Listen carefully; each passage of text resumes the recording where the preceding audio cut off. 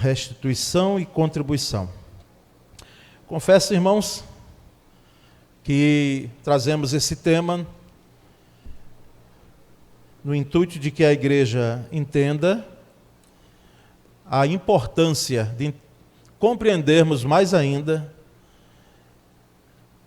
a profundidade, a grandeza da soberania de Deus, da sua independência em relação a nós, enquanto igreja, e da nossa dependência a Ele, enquanto Senhor da igreja.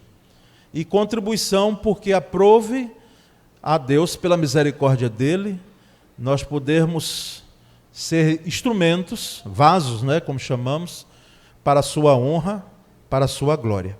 Então, abra sua Bíblia no carta aos Romanos, capítulo 11. Romanos, capítulo 11, e vamos ler 35 e 36 os versículos. Creio que há 4 anos atrás preguei sobre o retrato, ou um retrato da soberania de Deus, e abrangi a partir do versículo 33 até o 36. Esse nós vamos fazer um recorte, aí pegarmos apenas o 35 e 36. Romanos 11, 35 e 36. Restituição e contribuição. O texto diz assim, irmãos: ou quem primeiro, eu leio a nova de Almeida, atualizada de Almeida, NAA.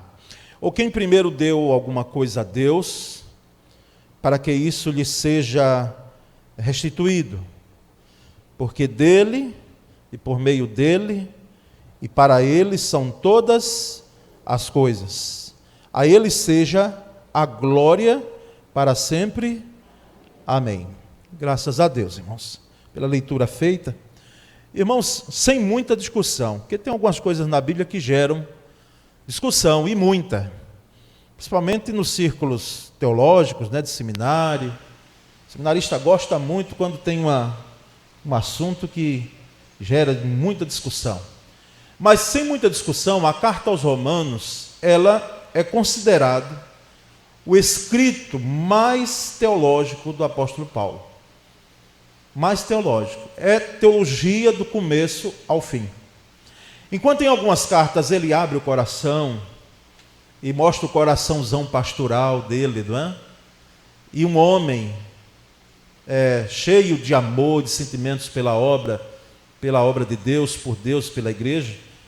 Em Romanos nós temos teologia profunda, um compêndio teológico que passa por diversos temas importantes do cristianismo. E embora a carta tenha uma ocasião e um contexto histórico específicos, a exposição de grandes tópicos, teológicos, como o evangelho, pecado, justificação, Espírito Santo, igreja, Israel, inclusive nesse capítulo 11, ele faz um paralelo entre Israel e a igreja. E ele diz que ambos estão dentro dos propósitos de Deus.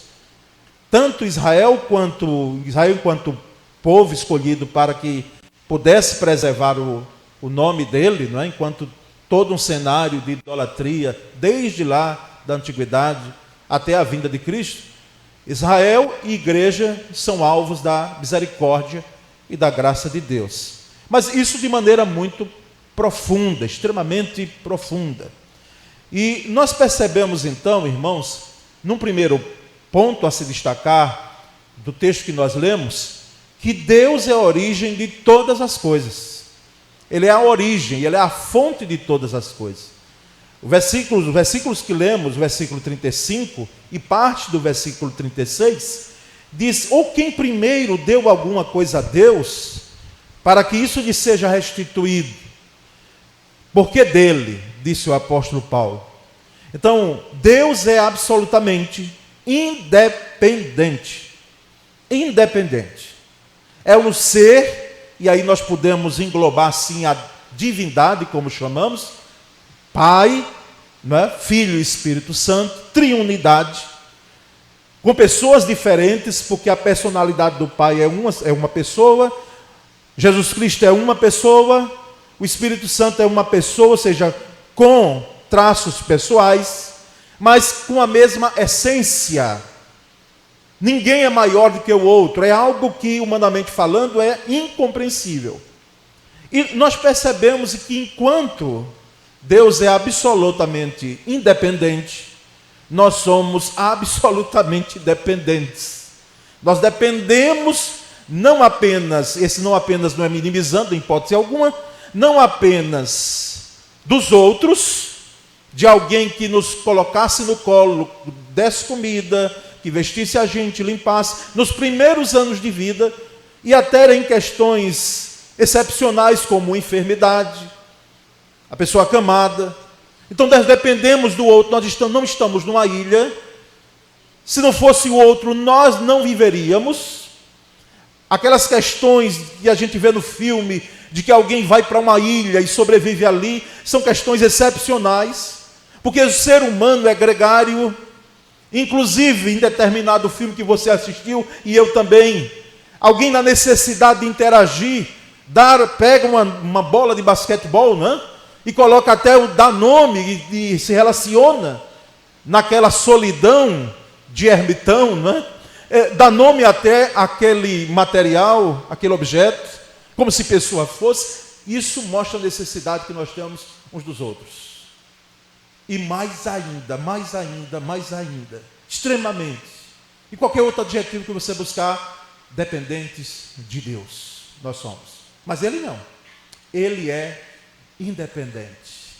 E Deus não depende de suas criaturas, Deus não depende da igreja, Deus não depende dos pastores, dos líderes, Deus não depende, na realidade, de ninguém. Nós aqui dependemos dele. Por isso que em Jó 41:11, e eu penso que o apóstolo Paulo estava lembrando desse texto, quando ele citou, e disse a Técio, né, que foi o amanuense, o escritor, disse: Técio, coloca aí, vou fazer uma referência de Jó 41:11, que você pode ver na tela. Ele disse lá em Jó, quem primeiro, aliás, Deus diz a Jó, porque Jó fez tantos questionamentos e agora Jó se cala e Deus diz: espera aí, Jó, deixa eu te dizer umas coisas que você não sabe.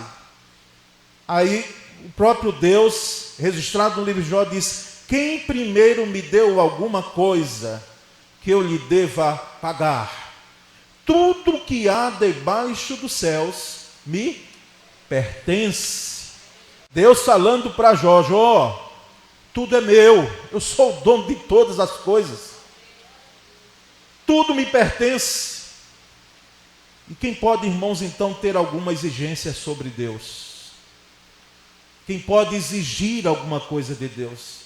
Olha, Senhor, eu exijo que o Senhor cure, eu exijo que o Senhor faça, eu exijo que o Senhor atue. Quem é que pode, irmãos, por mais espiritual que seja, alguém que nós podemos chamar de homem e mulher de Deus, quem pode exigir alguma coisa dele? Ninguém, por seus serviços, colocou Deus sobre a obrigação de recompensá-lo. Olha, Senhor, trabalhei tanto na tua obra, servi. Eu fico imaginando aqueles que morreram e estão morrendo hoje, não apenas morrendo fisicamente, mas morrendo diariamente, porque o caminho do discipulado é morrer todo dia, é cada dia tomar a sua cruz e dizer: eu renuncio a tudo quanto a minha carne e tudo quanto a sociedade diz que é legal, mas é ilegal para o Senhor. Eu renuncio, eu tomo o caminho da cruz e morro todo dia para as minhas paixões, para os meus desejos. E nas versões antigas tinha concupiscências, que são os desejos que a nossa natureza carnal tem. Por mais que sejamos alguém marcado pela promessa, não é, marcado pelo Espírito Santo, e somos alguém redimido única e exclusivamente pela graça. Mas quem é que pode exigir alguma coisa? Mesmo que tenha prestado um serviço a Deus com a folha corrida enorme, às vezes até nos bastidores, como eu costumo dizer, ninguém vendo, não subindo a plataforma, mas lá no recôndito do seu serviço.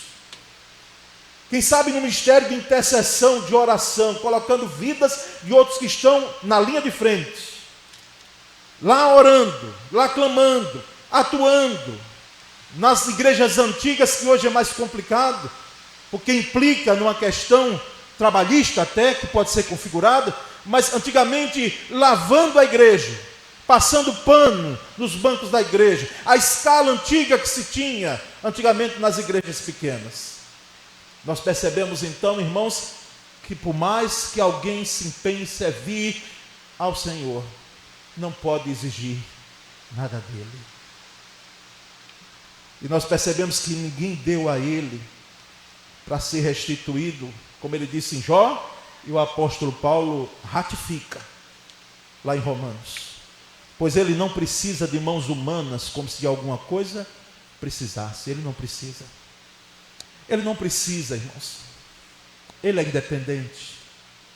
E nós percebemos então, em Atos 17, 24 e 25, creio que esse texto está na tela, diz que o Deus que fez o mundo e tudo que nele existe, preste bem atenção, sendo ele Senhor do céu e da terra, não habita em santuários feitos por mãos humanas, nem é servido por mãos humanas, como se precisasse de alguma coisa, pois ele mesmo é quem a todos dá vida, respiração e tudo mais. Ou seja, Deus não está preso às quatro paredes de um ministério, de uma igreja.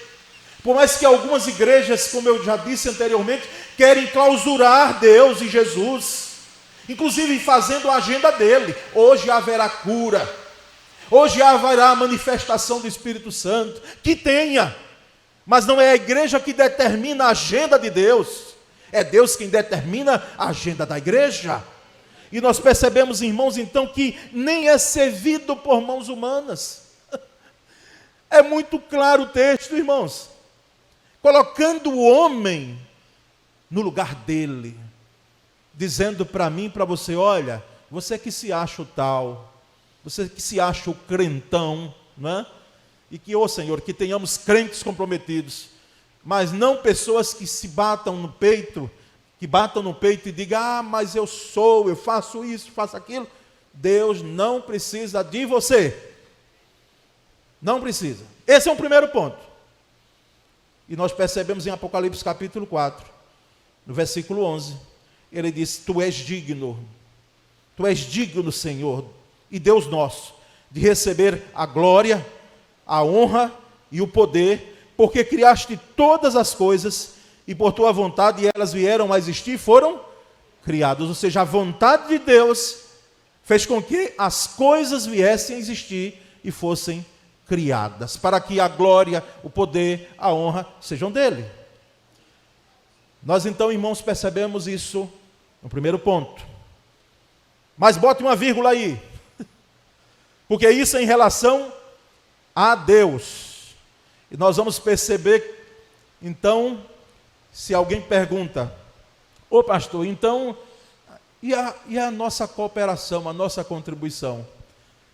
Tudo que temos procurado fazer no reino de Deus, através da nossa adoração e do nosso louvor, através daquilo que fazemos, não tem sentido algum? Tem. Aí sim é o segundo ponto da mensagem, chamado contribuição.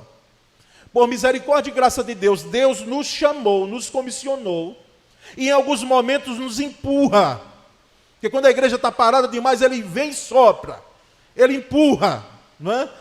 Daí a palavra ekbalo, lá no texto, no grego, que diz que Deus expulsa muitas vezes, não é?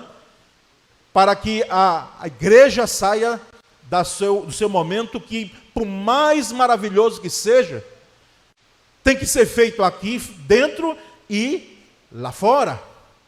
Lá fora, fora das quatro paredes e aqui dentro. E nós percebemos então o primeiro texto em 1 Crônicas 29, 14. Vamos ler juntos? Leiamos: mas quem sou eu e quem é o meu povo, para que pudéssemos contribuir tão generosamente como fizemos. Tudo vem de ti, e nós apenas te demos o que vem das tuas mãos. Aqui, o rei Davi, que não construiu o templo porque ele queria. Ele até pensou que ele iria construir. E aí o rei dos reis, né, disse: não, você não vai construir não. Você derramou muito sangue, Davi. Tempo de conquista. Então, vem alguém aí, o seu filho, que é um homem mais manso, num período de paz, esse que vai construir. Agora, Davi, irmãos, deu todo o suporte. É como a gente chama, deu a faca e o queijo. Né? Colocou nas mãos de Salomão: meu filho está aqui, ó, tudo.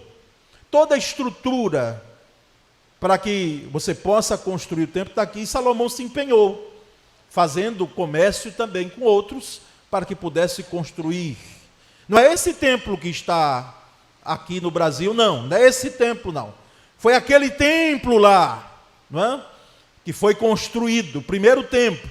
E o segundo templo, não sei quantos irmãos lembram, não tinha a formosura do primeiro, mas a palavra de Deus veio claramente: a glória da segunda casa será maior do que a primeira. Porque Deus não está muito firmado em questões de templos bonitos. O que ele na realidade quer era um povo dele servindo, adorando, bonito, de forma maravilhosa.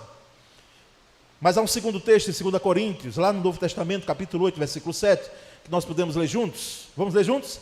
Todavia, assim como vocês se destacam em tudo, na fé, na palavra, no conhecimento, na dedicação completa e no amor que vocês têm por nós, destaquem-se também neste privilégio de contribuir. A igreja em Corinto, aliás, irmãos, ou igreja que tem umas coisas que a gente lê na primeira carta que dizia: mas não pode. Que igreja problemática é essa? Que igreja cheia de dificuldades. Tem gente lá que tem problemas sérios. Até cultuarem o Senhor, eles querem falar ao mesmo tempo. O culto é tumultuado. Mas, irmãos, essa igreja foi uma bênção nas mãos de Deus. A primeira carta é muito mais contundente, muito mais clara. O apóstolo Paulo colocando: olha, vocês ponham em ordem a vida de vocês.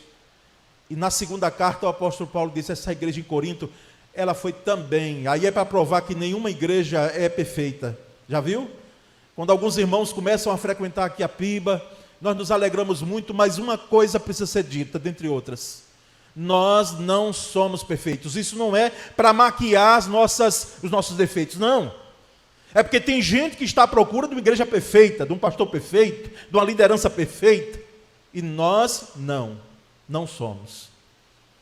E essa igreja, aqui na segunda carta, o apóstolo Paulo diz: vocês ajudaram tantos macedônios.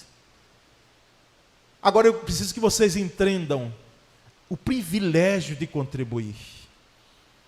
Privilégio de contribuir. Então, irmãos, a contribuição ela tem 3 pontos, e eu vou tentar correr um pouco, embora a gente está dentro do tempo. Mas nós percebemos que em relação a Deus, a nossa contribuição, veja bem, embora já sabemos que Ele não precisa de nós, Ele é independente. Mas em relação a Deus, a minha contribuição, entre aspas, o meu privilégio, vamos dizer assim, que é melhor, é a adoração, a obediência e a gratidão. Pelo menos esses 3 pontos.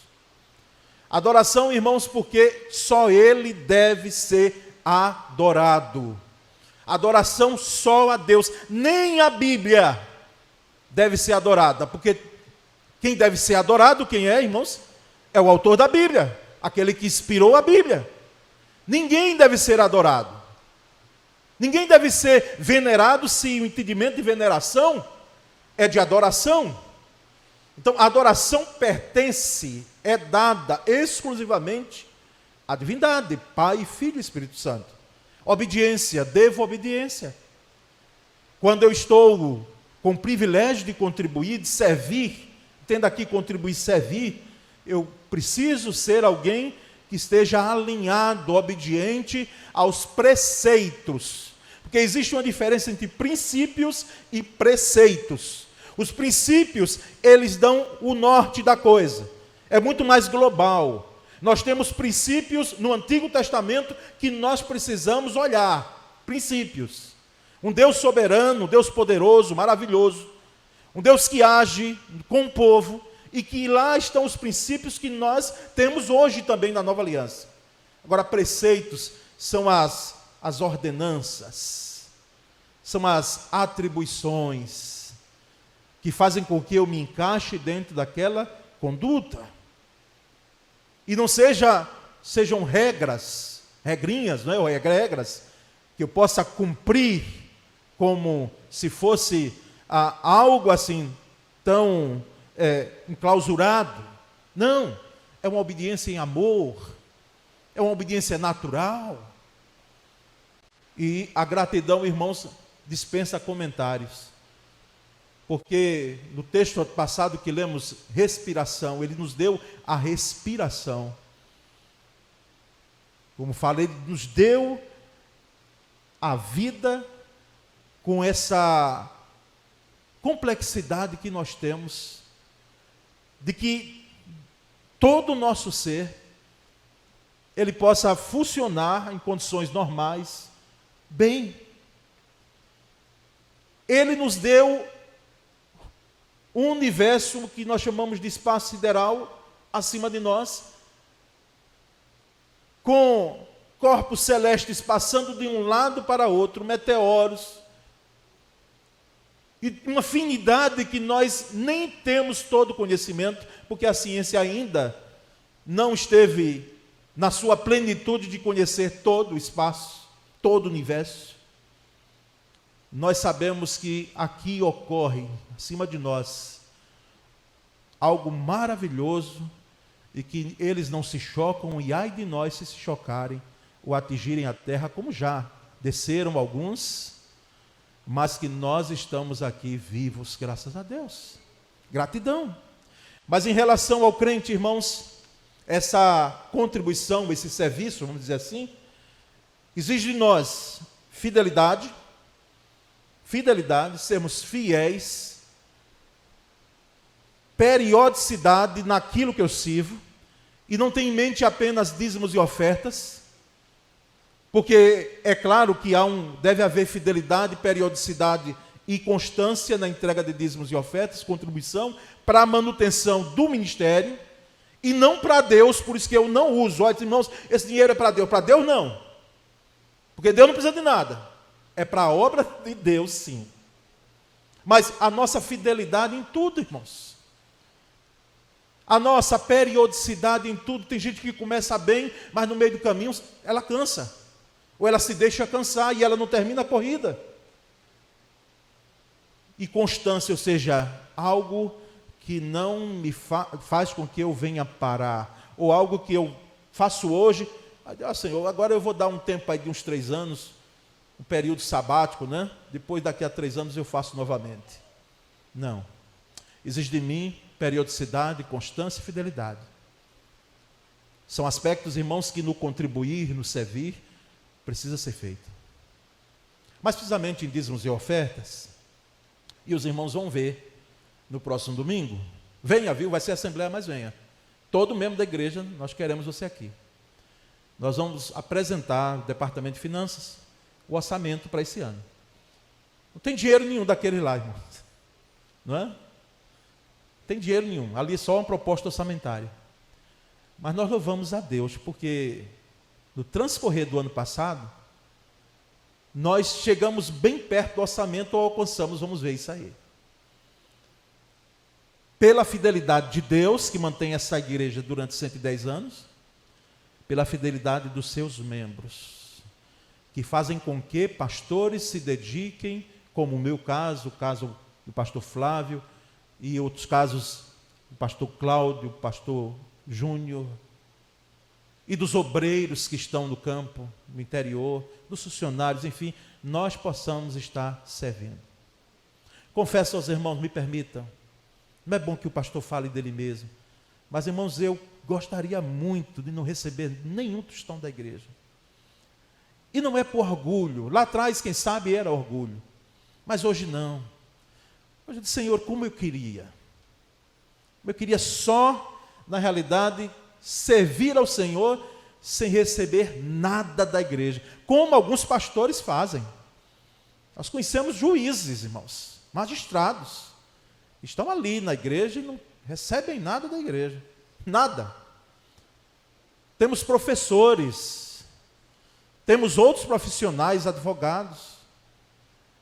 Mas eu dou graças também a Deus e não lamento. Eu só tenho que agradecer, porque essa igreja faz com que, em minha formação que tenho, não esteja dividindo o tempo do ministério, tão precioso o tempo, que não dá para fazer como nós queremos.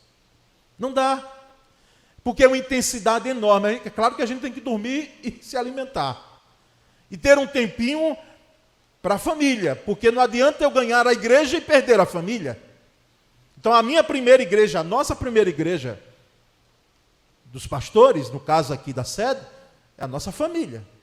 Mas quantas vezes já abdicamos da família para servir ao Senhor, porque nos sentimos no dever, e muito mais no dever, no privilégio de contribuir, de ser escolhido por Deus. Mas feche esse parênteses, irmãos. Então, em relação a Deus, em relação ao crente, em relação à obra de Deus. Em relação à obra de Deus, manutenção. O que já temos.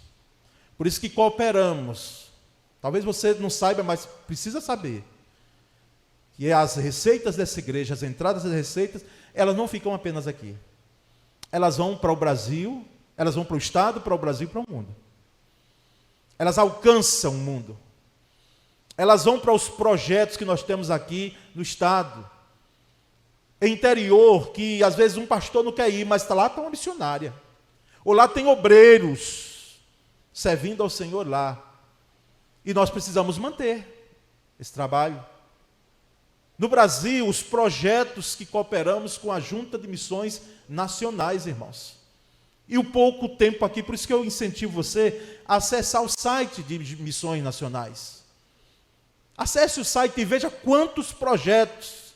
A Cristolândia, os trabalhos com ribeirinhos, não é, irmão? Os trabalhos com sertanejos, trabalhos com pessoas que vêm para o nosso país e nós amparamos, enfim, irmãos, cooperamos. E cooperamos com gente em todo o mundo, onde a Junta de Missões Mundiais tem o seu trabalho. Daqui sai para lá. Por isso que eu, pregando um tempo atrás, eu disse, olha, não se admirem. É claro que estou alegorizando um pouco. A alegoria cabe, quando ela é bem aplicada e dentro de uma realidade. Mas isso é real.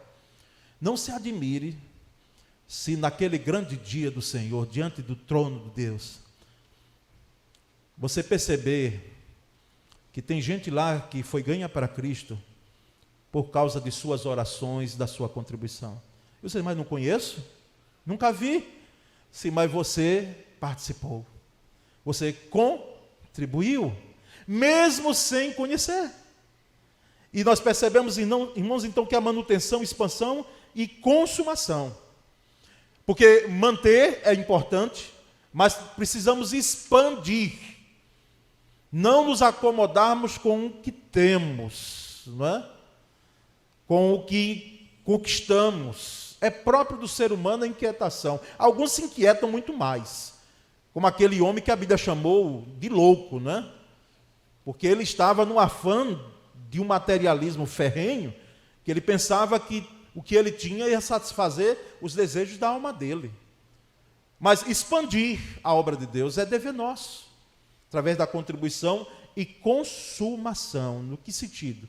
Terminarmos o que começamos. Essa é uma das questões que, quando consumarmos a nossa expansão do reino de Deus enquanto igreja, que qual é a expansão? É abrir igrejas batistas em todo? Não, é fazer Jesus conhecido, é propagar o evangelho. Jesus veio, morreu, ressuscitou e voltará. Essa é a pregação da igreja. Ele transforma vidas, Ele redime vidas, Ele muda a sua família, como mudou a minha e mudou a de muitos. E lá em sermão profético de Jesus, ele dizia: esse evangelho do reino será pregado a todas as nações, não é? Por isso que nós precisamos crer no cumprimento da grande comissão.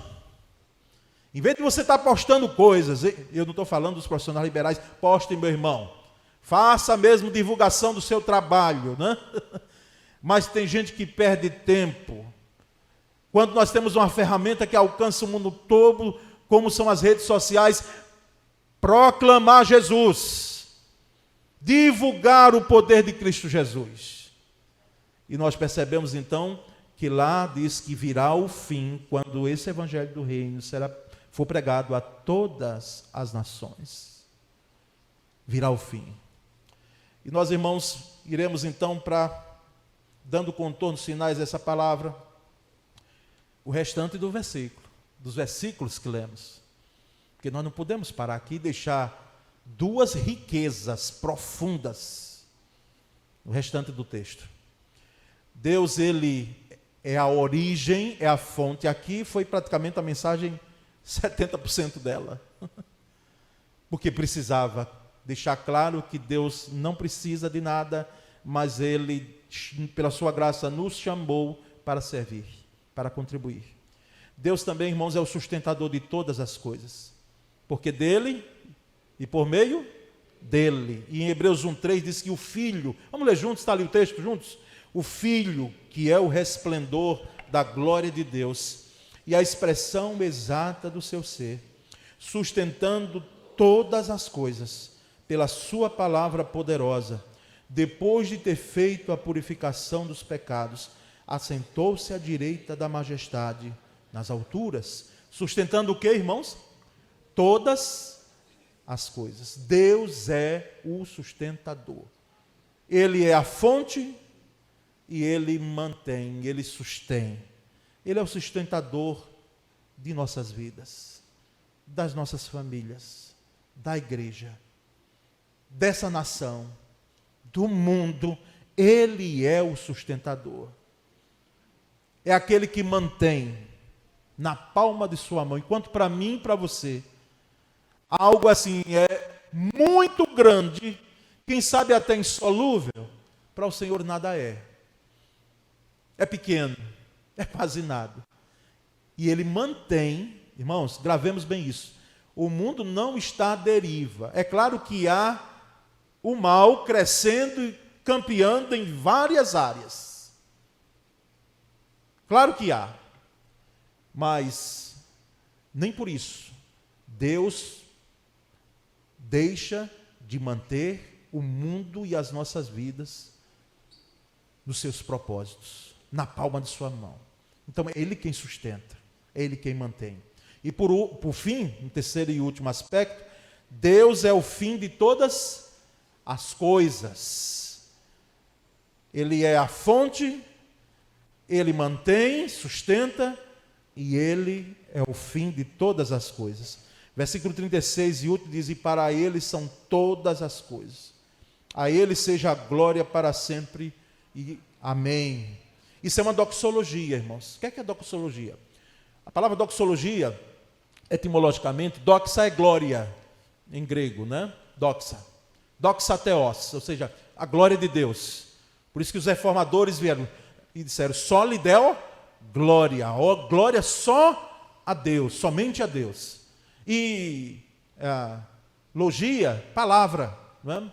Então, palavras de glorificação, seria assim.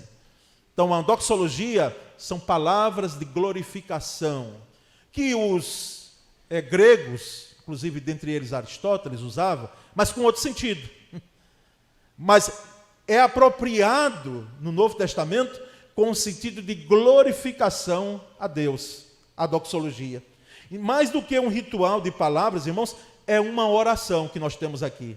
E, inclusive lá do versículo 33, ó profundidade das riquezas, e da sabedoria e do conhecimento de Deus, não é?